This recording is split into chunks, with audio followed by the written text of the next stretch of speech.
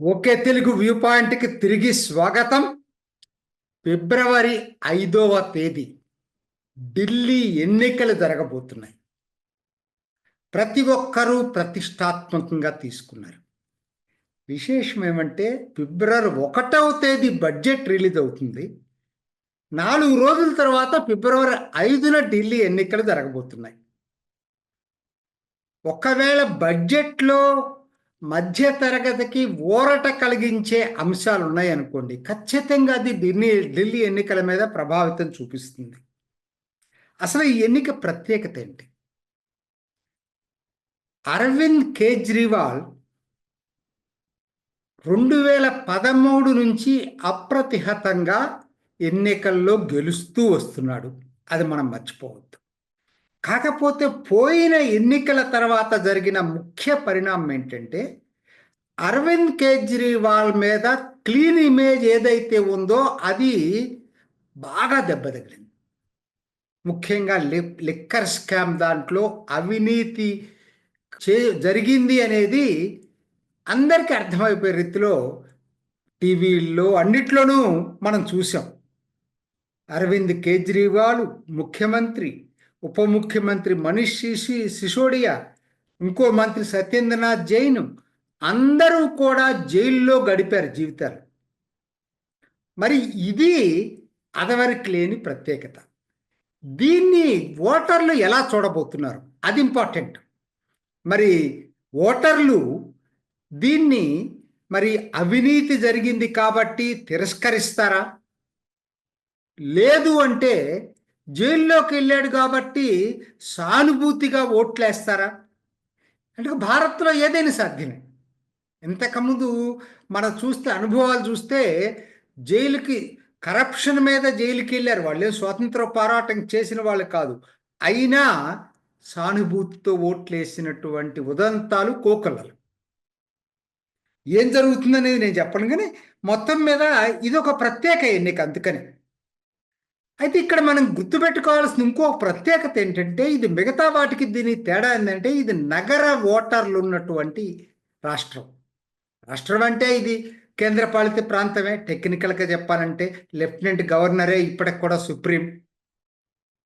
మరి నగర ఓటర్ అంటే ఎక్కువగా మధ్యతరగతి ఉంటారు కదా.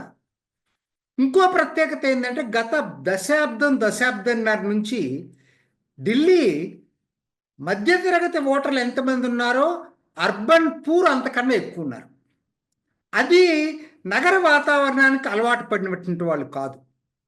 పూర్వాంచల్ నుంచి, భోజ్పూర్ బీహార్ నుంచి, ఇట్లా తూర్పు వెనుకబడిన ప్రాంతాల నుంచి వచ్చి ఇక్కడ వలస వచ్చి సెటిల్ అయినటువంటి అర్బన్ పూర్ గణనీయంగా ఉన్నారు ఢిల్లీలో. సో దీంతో పాటు డెమోగ్రాఫిక్స్ చూసుకుంటే 13% దాకా ముస్లిం జనాభా ఉంది. సో ఇవి 2020లో పెద్ద మత కలవరాలు జరిగినాయి, అందరికి తెలిసిన విషయమే.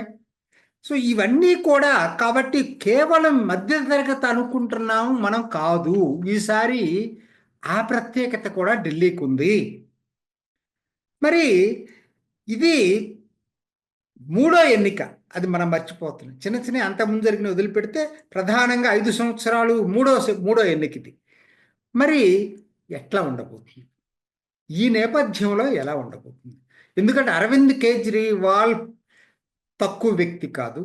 పేద ప్రజలనైనా మిడిల్ క్లాస్నైనా ఓటర్లను అట్రాక్ట్ చేయటంలో, అసలు మాట్లాడి జనాల్ని హత్తుకునేటట్టుగా మాట్లాడగలగటంలో మోడీ కూడా ధీటుగా ఉంటాడు అరవింద్ కేజ్రీవాల్.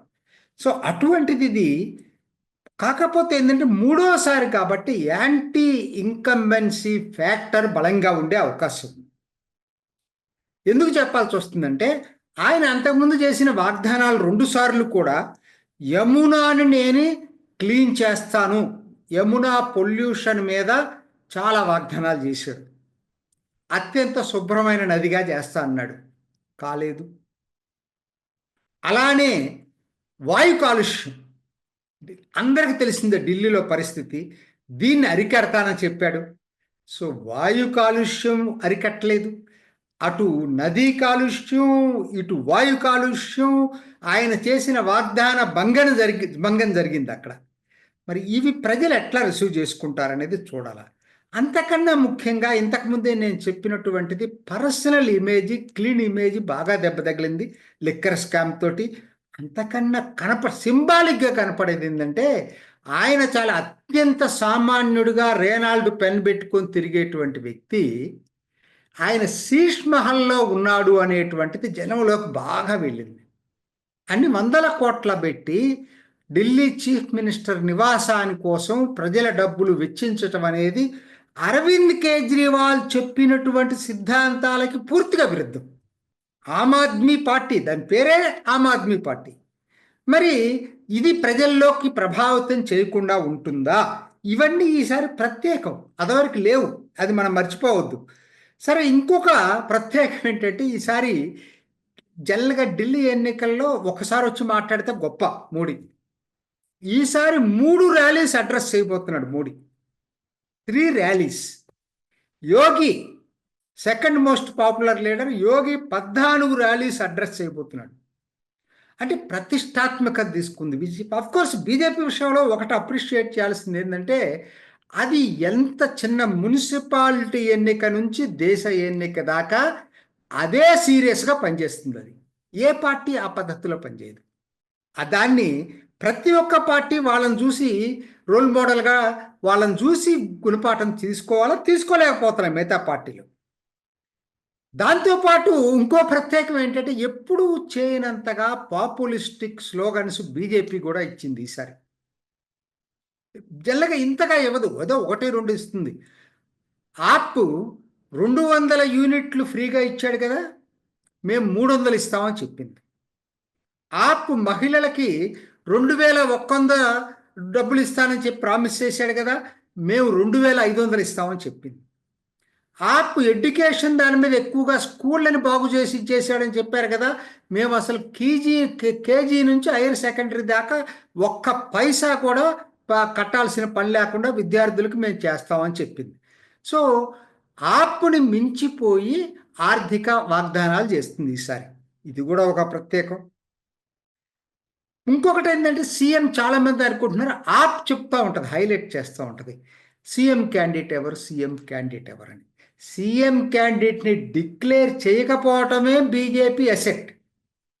డిక్లేర్ చేస్తే చాలా ఇబ్బందులు ఉంటాయి. ఒకసారి కిరణ్ బేడీని డిక్లేర్ చేశారు సీఎంగా, అదే దెబ్బతగిలింది బీజేపీకి. ఈసారి అందుకని క్యాండిడేట్ని డిక్లేర్ చేయకుండానే వెళ్తూ ఉన్నారు. కాబట్టి అది కూడా వాళ్ళకి ప్రత్యేకమే. అంటే అది కలిసి వచ్చే అంశం బీజేపీకి ఒక విధంగా. ఎందుకంటే లేకపోతే కొట్టుకుంటారు, సీఎం ఒక పేరు బయటకు వచ్చిందంటే. ఎందుకంటే బాగా గ్రూప్ తగాదాలలో ఉన్నటువంటి రాష్ట్రాలకి బీజేపీలో ఢిల్లీ ఒకటి. వీటన్నిటికన్నా నాకేమనిపిస్తుందంటే, అత్యంత కీలకం ఏంటంటే కాంగ్రెస్ ఓటు శాతం. కాంగ్రెస్ అదివరకు 4% వచ్చింది. మరి ఈసారి చాలా వాళ్ళు గట్టిగా తీసుకొని ఏం పోటీ చేస్తారో తెలియదు. నిన్న రాహుల్ గాంధీ ర్యాలీనే క్యాన్సిల్ చేసుకున్నాడు. మరి ఏం జరుగుతుందో తెలీదు. వాళ్ళు నిజంగా గనక పోటీ చేసి ఈ ఓటింగ్ శాతాన్ని పెంచుకోగలిగేటట్టయితే బీజేపీ గెలుపుకి అది ఉపయోగపడుతుంది. లేదు, యాంటీ బీజేపీ ఓటు చీలకూడదు, యాంటీ బీజేపీ ఓట్లన్నీ కూడా ఆప్కు ర్యాలీ కావాలని పరోక్షంగా కాంగ్రెస్ కనుక డిసైడ్ చేసుకొని ఓటింగ్ శాతం పెంచుకోలేకపోయిందనుకోండి, అది బీజేపీకి నష్టం చేస్తుంది. ఇది అత్యంత కీలకం. కాంగ్రెస్ ఓటింగ్ పర్సంటేజ్ అత్యంత కీలకం కాబోతుంది. ఏదైనా ఒక్కటి చెప్పగలనండి, అరవింద్ కేజ్రీవాల్ మీరు కాంగ్రెస్తో ఫైట్ చేసినట్టుగా బీజేపీ అంత తేలిగ్గా తీసుకునే పరిస్థితి అయితే కాదు. తను ఎత్తుకు పై ఎత్తులు వేసేటువంటి దాంట్లో దిట్ట అరవింద్ కేజ్రీవాల్. ముఖ్యంగా ఢిల్లీ వరకు చాలా చాలా స్ట్రాంగ్ గ్రౌండ్ ఉన్నటువంటి వ్యక్తి. పర్టికులర్గా మొహల్లాల్లో వాటిల్లో చాలా గ్రౌండ్ ఉంది. మిడిల్ క్లాసులో ఈసారి పోయిందని నాకు అనిపిస్తుంది. కానీ ఈ అర్బన్ పూర్ ఏదైతే ఉందో, ముఖ్యంగా మహిళలు ఫ్రీ బస్ ఇవ్వటం వలన మహిళల్లో ఈ రోజుకి డామినెంట్గా అరవింద్ కేజ్రీవాల్ ఉన్నారని చెప్పి సర్వేలు చెప్తున్నాయి. మరి ఆ సర్వేలు ఎంతవరకు అనేది మనకు తెలియదు. కాబట్టి ఇది ఒకటి చెప్పగలను, ఈసారి ఎన్నిక గత 2 ఎన్నికల్లాగా వాక్ ఓవర్ అయితే మాత్రం, కేక్ వాక్ మాత్రం ఆప్కైతే కాదు. గట్టి పోటీ జరగబోతుంది ఆప్ బీజేపీ మధ్య. ఏం జరుగుతుందనేది ఫిబ్రవరి 8 దాకా వెయిట్ చేయాల్సిందే. కాకపోతే చివరగా ఒక్క మాట చెప్తా, దీనివల్ల బీజేపీకి పెద్దగా నష్టం లేదు, కానీ ఆప్ గనక ఓడిపోతే అరవింద్ కేజ్రీవాల్ రాజకీయ భవితవ్యం మాత్రం అంధకార బంధురం అవుతుంది. ఇది ఈనాటి ఓకే తెలుగు వ్యూ పాయింట్. మరొక ఎపిసోడ్లో మళ్ళీ కలుసుకుందాం. నమస్తే. చూసారు కదండి, మరి ఈ వీడియో కనుక మీకు నచ్చినట్లయితే ఒక లైక్ కొట్టేసి మీ అభిప్రాయాన్ని కూడా కామెంట్ బాక్స్లో తెలియజేస్తూ ఇలాంటి ఇంట్రెస్టింగ్ అప్డేట్స్ కోసం మా ఛానల్ని సబ్స్క్రైబ్ చేసుకోండి.